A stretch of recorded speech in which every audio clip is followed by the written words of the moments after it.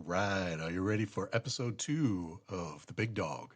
And we're going to talk about what's been in Big Dog's brain this week. And with everything that's been going on with the SNAP benefits and with how hard that Trump and his entire administration and Mike Johnson, Speaker of the House, are working to try to keep people from getting their SNAP benefits, I've been thinking a lot about why so many people in this country, and this has been true for decades and decades in the United States, but why so many people in this country vote against their own self-interest. And, we've seen this in spades with the SNAP issue and with a lot of economic issues going on right now, the tariffs, all kinds of different things, the huge tax cuts for billionaires and corporations. And, and so I often wonder, why do people who are working class people, who are just trying to put food on the table, who are trying to feed their children, why do they continue to vote for policies that don't benefit them and, in fact, harm them in the long run? And you know, so again, as someone who taught history for a long time, and has studied it his entire adult life, uh, we see patterns throughout history, especially in the United States, of voters doing this. And we'll have, every once in a while, we'll have a great calamity like the Great Depression or a huge war or something that will shake people up and start to finally get them to see, these policies are hurting me. They're helping the ultra rich, they're helping huge corporations and multi billionaires, but they're hurting me. And so maybe I should support some different policies. And we've seen, short spurts and stretches like that in our history. And I just want today kind of want to take you through the history of voters doing this in the United States from pretty early on in our history. They didn't really have an opportunity to at the beginning of our history because our founders were pretty adamant that they only wanted white uh, landowner males to vote. So women could not vote, minorities couldn't vote, and if you didn't own land, you couldn't vote. And so that really constricted the voter pool to people who are already pretty privileged and well off. And so what you began to see early on was kind of a backlash to that. Even while we were fighting our revolution, and this is kind of a very under taught thing in American history. I bet 99% of people have no idea this even happened. But as we were fighting our revolution against Great Britain, there was a parallel revolution going on in the United States. And this parallel revolution was a revolution fought by blacks, by slaves particularly. And they were basically using the same principles that our founders were using to fight against England, to fight against us. They were using those same principles of liberty, of all men being endowed by their creators with life, liberty, and the pursuit of happiness. They were using all of those same principles. And so what they were doing was a lot of these escaped slaves were taking advantage of Britain's invitation to come fight for Britain against the United States. And in exchange for that, Britain would give them their freedom. And so there was this whole movement underway of slaves trying to get to British forts and British encampments so that they could take advantage of this offer of freedom in exchange for fighting for Britain. And thousands of blacks did that. And at the same time, they were also suing the United States government, many of them were, for their freedom, using principles from the Constitution, using principles that the founders had been espousing for a long time. And some of them were able to do that successfully in a court of law. And so there was kind of this parallel revolution going on in the United States while we were fighting our American Revolution against Britain. And so early on, there was this desire among people who were disadvantaged, underprivileged, to have the same rights and freedoms as everyone else. Uh, and so even shortly after the revolution was successfully fought and we became a nation, uh, like I said, very few people were allowed to vote. And the first early presidential elections, only privileged delegates were allowed to vote for president of the United States and vice president of the United States, also senators of the United States. So people were basically allowed to vote for their own state representatives. And even then, that voter pool was very restricted. But for the most part, people weren't allowed to vote for most federal offices. And so you started to kind of see this backlash of, well, if we just fought this whole war for freedom and for liberty, why are we being restricted from being able to put in place the people that we want to represent us? And so you started to see the women's suffrage movement started to grow. It took some time. Women weren't allowed to vote until the 1920s nationally. But you started to see some of the seeds of some of these movements. You started to see that Black people were starting to advocate for the right to vote, and a lot of these early movements started to get underway at that time. Uh, and so, kind of fast forward to the antebellum age, the pre-Civil War era, where the Civil War or the Southern plantation owners were, for the most part, extremely wealthy. They were the wealthy of the wealthy. There was a huge wealth gap in the South. And so in the South, you're seeing really only about a quarter at the most, 20 to 25% of Southerners own slaves. The rest, about 75 to 80%, were wealthy enough to own slaves, but they still were willing to fight for the oligarchy, for the wealthy plantation owners. They were willing to fight a war to protect their ability to own slaves. And in the North, the North had its own issues. In the North, you started to see, massive industrialization. And with that came horrible working conditions, often very low wages. And so you had these kind of parallel things going on in the North and the South, where in the North, industrialization was starting to take place. And as a result, the economy in the North was far surpassing the economy of the South. But they were relying on cheap labor, on unsafe working conditions, on child labor, and all kinds of anti-worker policies were being used to enrich the industrialists in the North. Basically the same thing was happening in the South, where you had the Southern plantation owners taking advantage of free labor with the slaves. Well, what did that do to, the rest of the Southern working class? They couldn't compete with free labor. So they really suffered with low wages, with high unemployment, and yet they were still willing to fight a war to allow the Southern oligarchy, the plantation owners, to continue to uh, own slaves and to keep their own wages low and their own employment low. And so you just kind of have to wonder, where did these ideas come from? Why are people in America so willing to sacrifice their own well-being and their family's well-being on behalf of wealthy people, on behalf of the oligarchy? And it kind of goes back to, Americans have this rugged individualism idea of how one should live their life.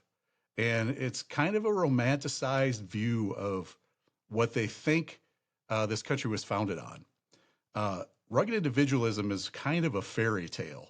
It never really existed. Even the earliest people in our country, the earliest corporate interests, all relied on the largesse of the government in a lot of ways. They relied on government handouts. They relied on government subsidies.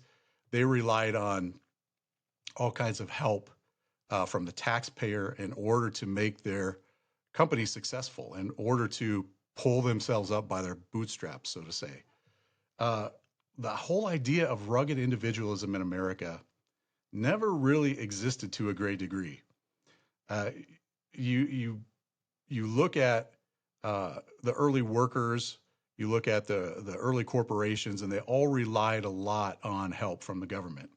And we think that this is kind of a new development, that government help is a new thing. It's not. It's always been there. And without it, people would not have succeeded.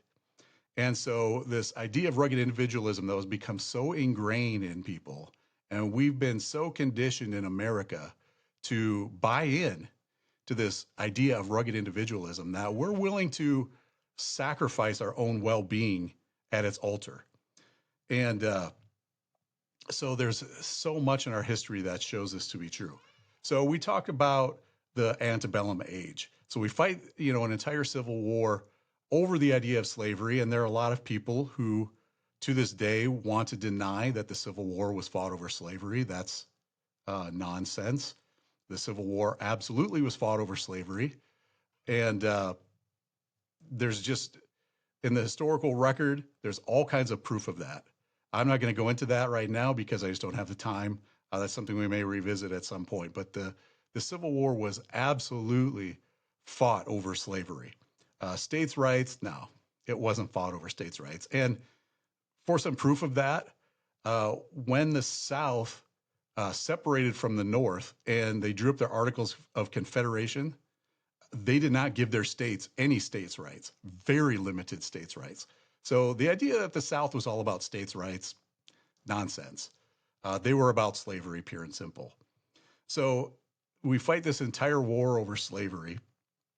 We come out of the Civil War, go through Reconstruction, that whole era. And then we come to this era from about the 1870s to 1900. That was an age of massive industrialization. It was an age of huge corporate growth. It was the robber baron age. Mark Twain called it the Gilded Age because it looked like there was a lot of prosperity. The government was actually running surpluses during this time, and that's kind of a complex issue too. But the government was running surpluses. Lots of huge corporate interests were doing extremely well during this industrialization age, during the as Mark Twain termed it, the Gilded Age. And so it looked good on the outside, but underneath, people were suffering because these huge corporations, the robber barons, were profiting in a huge way, but they were doing it at the expense of the average working person. They were paying them very low wages, putting them in very dangerous jobs oftentimes. Again, child labor was a huge issue. And there was the growing issue of monopolies and trusts. A lot of these huge corporations run by the robber barons have become just massive monopolies. And there were virtually no laws in place to prevent that from happening.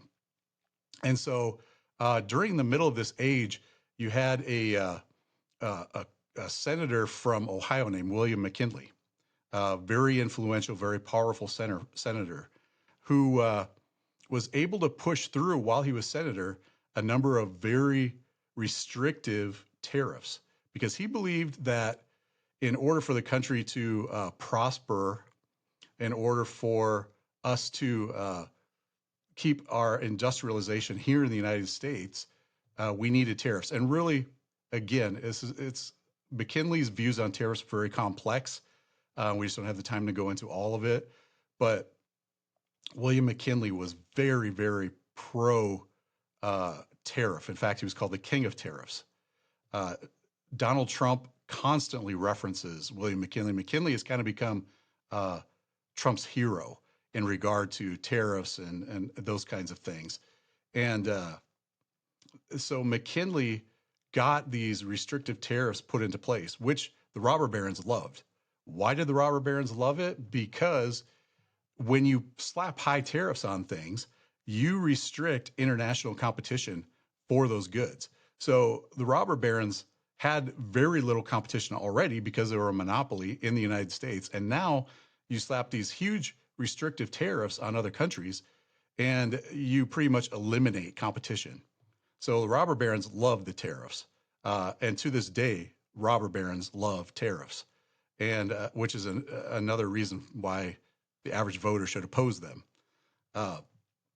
So the robber barons continue to profit from this while the American people started to suffer.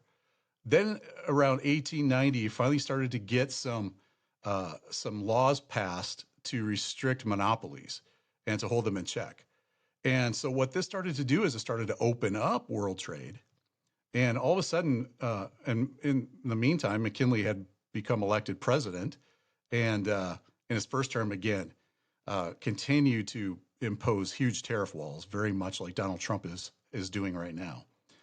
In his second term, he started to see the light, and he started to see how international trade could benefit the United States and how complex trade was really becoming. Up to this point, uh, it was fairly simple. We were a pretty agrarian economy, but as industrialization was taking off, all of a sudden you've got a very complex, worldwide, global system of trade. And McKinley looked at this and said, "You know what? My tariffs are outdated." And so he actually started to speak out against his own tariffs, repudiating a lot of them, and had actually laid out a plan to begin to remove those tariffs literally a day before he was assassinated by an anarchist.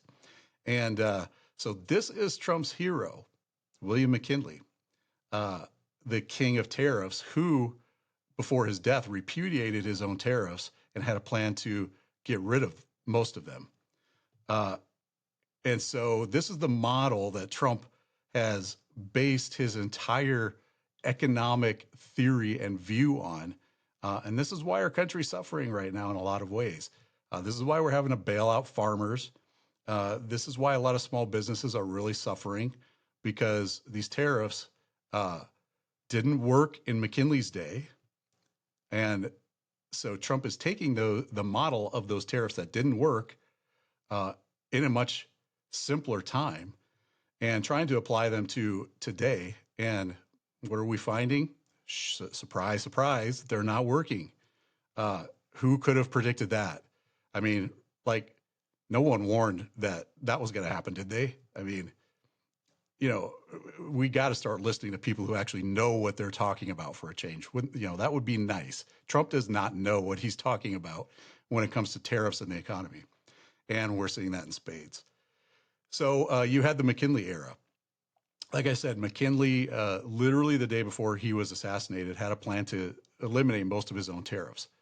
Uh, he's assassinated, and who becomes president? His vice president, Theodore Roosevelt, another Republican like McKinley, but although from the same party, very different philosophy than McKinley. Theodore Roosevelt did not support tariff walls. Theodore Roosevelt was very, very anti-monopoly. He was called the trust buster. And so Roosevelt worked hard to bust monopolies and to limit the power of the robber barons. So we have this kind of blip in our history where we actually started to fight against some of this stuff. Then you had Taft and you had Wilson, you had World War II, come out of World War II into the Roaring Twenties. And the Roaring Twenties, exemplified by F. Scott Fitzgerald's incredible novel, The Great Gatsby. And maybe you've seen, one or two of the Great Gatsby movies. The first one starred Robert Redford. The second one, Leonardo DiCaprio. And if you haven't seen those movies, or if you haven't read the book, I would highly suggest it, because it's so much a commentary on what's going on today. It was, written for the 1920s, an era of just incredible excess among wealthy people. And so what you saw in the 20s was the rich getting incredibly rich and the rest of America being left behind. And very much like what we're seeing right now. So if you get a chance and you haven't read or watched The Great Gatsby, if you watch one of the two movies, I'd recommend the Robert Redford Great Gatsby. The DiCaprio one was okay, but definitely watch the Robert Redford version of The Great Gatsby. Anyway, the Great Gatsby, a great commentary on the 1920s. And the 20s really were an era of the rich getting richer, everyone else being left behind. And so all of a sudden, you start to run into these corporations who are making money hand over fist, because those were the policies of the 1920s. The 1920s, you had just some incredibly horrible presidents during that time. You had Harding, you had Coolidge, you had Herbert Hoover, three very pro-corporate presidents and all of their policies very pro-corporate. So corporations did very well throughout most of the 20s. And as a result, they started to overproduce goods uh, that people couldn't afford because, like I said, the rich were getting richer, but the average American was being left behind. So all of a sudden, you have this excess of product, excess of inventory and merchandise that the average person can't afford, and so the shelves filled up. Uh, Corporations started to lay off people, and by the end of the 1920s, you start to have some economic issues developing because, yeah, the rich are pretty well off, corporations are pretty well off, but who are they going to sell their stuff to when everyone else is hurting? So what you begin to see was runs on banks. You saw the stock market crash in 1929. And in order to address those things, Herbert Hoover turned to, guess what? Tariffs. And he passed through a huge tariff wall bill called the Smoot-Hawley Act, which just about every historian, especially economic historian, will tell you greatly exacerbated and deepened the Great Depression. The Smoot-Hawley tariffs collapsed international trade. So we already were hurting in this country uh, anyway, and now you collapse international trade, and you just pretty much destroy the American economy. So that depression was incredibly deep, incredibly long, and people rightly had had enough of the pro-corporate policies that had been in place throughout the 1920s and elected Franklin Delano Roosevelt president. So you have these stretches in our history where people experience enough pain that they finally say, screw this whole idea of, rugged individualism, this whole idea of small government, of we don't want government handouts, all that nonsense, all pretty much gets thrown under the bus when people are hurting enough. The problem is people usually wait until things are really, really bad to begin to change the way that they vote and the way that they see policy in this country. The Republicans, conservatives throughout our history, whichever, sometimes this has been the Democrat Party, sometimes it's been the Republican Party. It's not been fluid, but both sides, when they're influenced by corporate interests, are really, really good at brainwashing people with simplistic slogans, with uncomplex theories that sound good, but don't actually work in real life. And so when we heard enough, we start to break through some of that noise and realize, you know what, this isn't working and we need to try something else. So there became, throughout the 30s into the late 70s, what was called the liberal consensus. And the liberal consensus basically said uh, that we need the government. Uh, and people believe that to varying degrees. Some people believed that we needed huge government. Some people felt like we just needed a pretty strong safety net at least. So there was, varying levels of people's beliefs in that liberal consensus, but it permeated pretty much both parties and most of society. So after the Great Depression, you had presidents like Franklin Roosevelt, obviously very liberal president. You had Harry Truman, another pretty liberal president. But then you had a Republican, Dwight D. Eisenhower. He was also part of that liberal consensus, though. Although he was a Republican, he recognized the role of government and realized that government had a pretty important part to play in keeping people economically healthy and keeping the country prosperous and preventing this huge wealth gap that had developed throughout the 1920s. And so what you begin to see is from about 1945 to the end of the 70s, that wealth gap shrunk tremendously. And you had mostly a significant period of economic growth, uh, not just for the wealthy, but for the entire country. And you saw a lot of antitrust legislation. You saw a lot of action by presidents that prevented these huge corporations from becoming monopolies. Ma Bell was broken up. Uh, so you had this period where people realized that yes, corporations have a part to play. Yes, we need them to an extent, but we need to keep them in check. And they also realized that government had a very important part to play, not just in that, but also in benefiting the country as a whole economically. And so this liberal consensus held for several generations because, or for several decades, because people remembered the Great Depression. But then the 80s came around and the whole way of thinking began to change again. You had enough of a period of prosperity, and then all of a sudden you had the late 70s, the Ford and Carter years where we had, the economic malaise uh, that took place in the United States during that time. And part of that actually was Richard Nixon was kind of that first president that stopped enforcing a lot of the antitrust laws. Uh, and surprisingly, Jimmy Carter also was not good at all in controlling monopolies and trusts. He pretty much subscribed to the same theory of trusts as Nixon did. Up until Nixon, the theory of trust was basically if they were limiting competition, they were a monopoly. That began to change with Nixon. And if you remember Judge Robert Bork, who failed in his nomination to the Supreme Court, he was actually part of the Nixon administration was very much responsible for this shift in thinking on trust.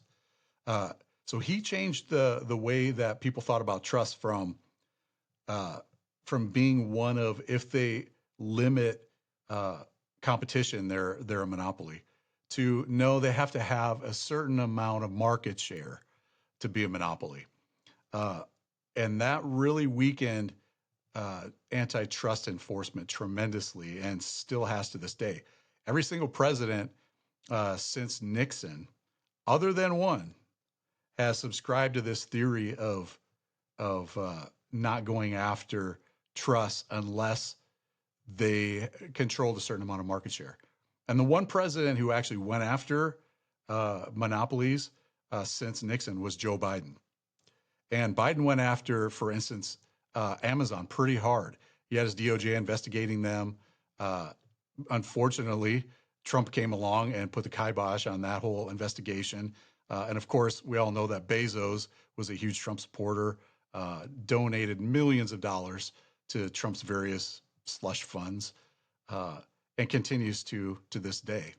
And so Bezos was basically able to buy himself out of an antitrust investigation. And, we see that pattern throughout Trump's administration right now of big corporate interests buying their way into influence in his administration.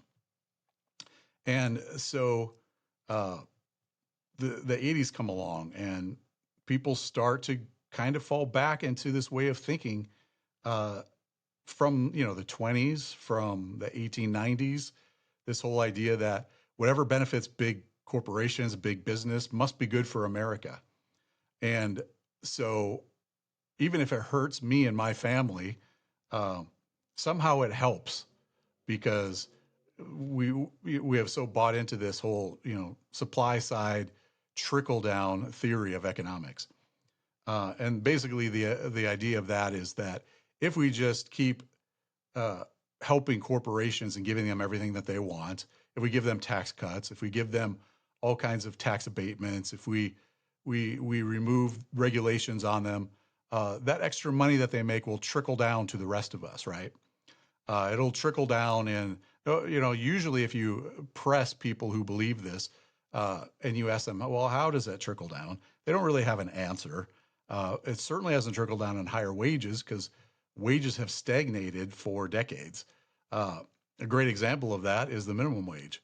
If you go back to 1968, and if you take into account inflation and worker productivity, and if you had the same minimum wage today that they had in 1968, it would be $26 an hour. The federal minimum wage is what, seven something an hour? It's absurd. So, this whole idea of money trickling down from these corporations, that they're just going to be, beneficent and help us peons out and let some of that money trickle down. It maybe sounds good in theory, but history has showed us over and over again, it doesn't actually happen. And again, the minimum wage is a great example of that.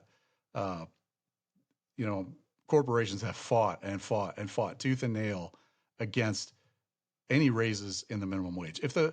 Obviously you can't raise the minimum wage right now to $26 an hour. That would cause massive inflation, and it would just be too much too fast.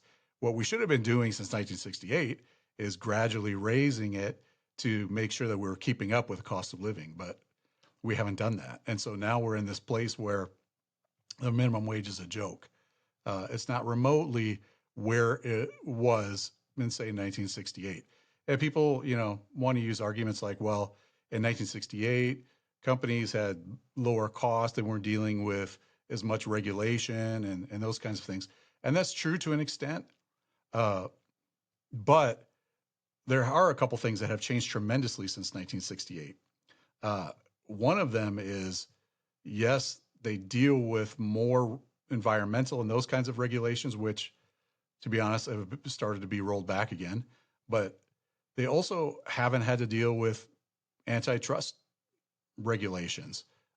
Obviously, those kinds of regulations only apply to huge corporations, but huge corporations have not had to really worry all that much about antitrust regulation because from Nixon on, we just haven't really fought that battle. They also have benefited from much, much lower taxes. If you go back to 1926, the average tax rate for a corporation in the United States, and this includes small business, big corporations, just the average overall, in 1968 was 37%. That was the federal taxes that most corporations paid. That the average corporation paid was about 37%. Huge corporations, because back in 1968, these things were actually scaled, unlike today. But in 1968, a lot of huge corporations were paying 60% federal taxes. And today, the average corporation in the United States pays 21%. And that includes huge corporations. There aren't any more huge corporations paying 60%. There are a lot of huge corporations paying 0%. And Congress actually tried to address that a few years ago. They passed something called the Corporate Alternative Minimum Tax. And it was in response to all of these companies like Amazon and these huge behemoths who were paying no federal tax or very little. So this legislation basically said, no, we got to end this. There's got to be a ground level, a minimum amount that these corporations have to pay. They're making huge profits and somehow are getting away with paying no taxes. So we have to make sure that they're at least paying this minimum amount. Well, guess what? Trump has rolled that back. He's basically told the IRS not to enforce the alternative minimum tax. So we're back to corporations paying pretty much nothing in a lot of instances. So when you say corporations today can't afford to pay $26 an hour, well, they did it in 1968. Their taxes were way higher in 1968 than they are now. They can afford to pay a 26% or a $26 minimum wage today if we had done this gradually and if we had done it right. And I'm not just talking out of my backside when I say these things. I've owned a small business for 30 plus years, a pretty successful one that we've lived off of and lived fairly well for 3 decades. So I know what corporations can pay. I know what tax breaks they get, and this would obviously affect small business much more if you had a $26 minimum wage. Maybe you can scale something for small businesses because small businesses don't get all these tax loopholes and tax abatements that these huge corporations are getting. But back to my point being that for some reason in America, for most of our history, we have bought into the lie that we have to pamper huge corporations in order to be successful and prosperous as a country. It is horse manure. If you look at our history, that has absolutely not proven to be the case.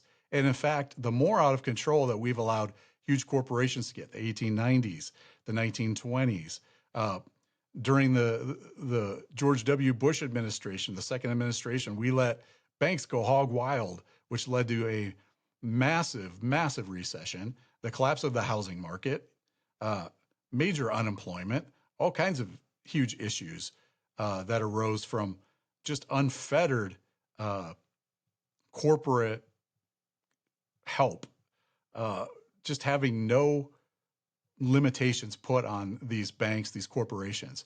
And to this day, no one had to pay for that. The banks got bailed out. Nobody went to jail. And that's what happens when corporations fail. They get bailed out. The rest of us, we're just kind of left to our own devices, which is why it makes it even harder for me to understand why we've so bought into this idea that corporations are the end all be all and we can't survive without them. Do they have their place? Absolutely. Should we, do I believe in capitalism? Absolutely. Like I said, I run a small business and have for 30 years. I absolutely believe in capitalism. I don't believe in unfettered capitalism. I don't believe in crony capitalism. And I don't believe in doling out $100 million or $100 billion a year in corporate welfare. That's what we dole out every single year to these huge corporations. Corporate welfare is not going to small business. Corporate welfare is going to huge corporations. $100 billion of taxpayer money every single year. To put that into perspective, guess what we spend per year on SNAP, on what used to be called food stamps? $100 billion a year. So we're spending the same amount on corporate welfare as we're spending on SNAP. And yet, nobody complains about corporations having their hands out. Nobody complains about, well, why are we, giving all this taxpayer money to corporations? But we make that argument all the time about, people just trying to feed their children. We have so little sympathy for that, but yet we're willing to just dole out $100 billion a year to huge corporations and corporate welfare. Corporations who are already making ridiculous amounts of money. You've got Elon Musk now, who just got $1 trillion pay package from Tesla. Insane. No person needs $1 trillion. It's absurd. And so people continue to support this stuff, though, at their own expense. And so we've got to come to a place in this country where we understand our history, where we understand basic economics, where we get away from the brainwashing that we've experienced from corporations. If you look at our history, corporations are really, really good at this.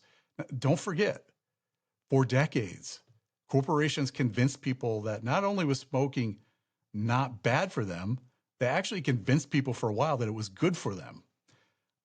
We have all kinds of examples of this throughout our history of corporations marketing things to people that are absurd, but because they have the money to do it, people believe them.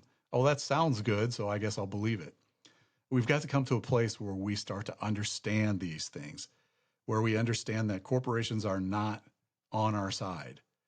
We don't have to, have this far, far left ideology of we just need to do away with corporations, or, we need to tax corporations at 90%, which is just absurd. But at the same time, we need to have some balance, and we don't have balance right now. All of the benefit is going to corporations at the expense of average working people. And we need to bring that back into balance, or we're going to suffer economic calamity. It's just inevitable. We've seen it happen throughout our history over and over again. And again, it's literally what led to the Great Depression.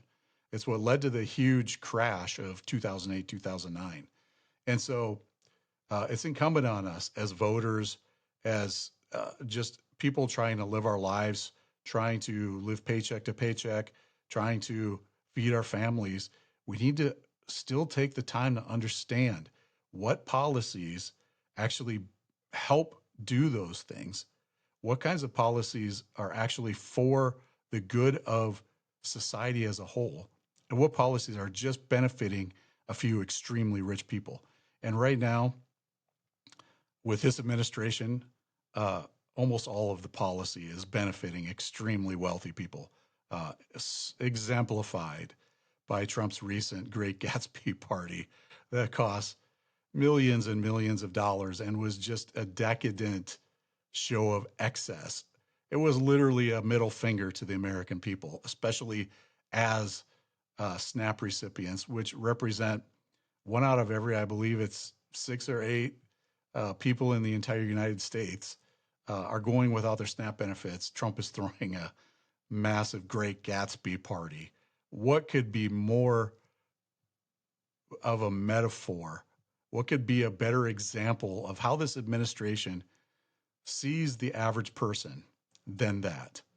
And again, we need to start to understand this stuff, that we're being conditioned, that we're being lied to believe things that are not true, to believe things that go against our benefit and the benefit of the country.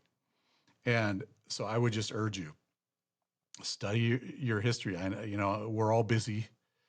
None of that stuff is a lot of fun. It's hard, but don't just let yourself be spoon-fed these ideas that we have to keep giving more and more and more and more and more money to huge corporations and to wealthy people. Doing that hurts the average American. It hurts you. It hurts me. And we're seeing the effects of these policies, the tariffs, the massive tax cuts for extremely wealthy people. We're seeing all of these things play out in the economy right now. Inflation's not coming down. Unemployment is skyrocketing. Layoffs by the thousands. Prices keep going up.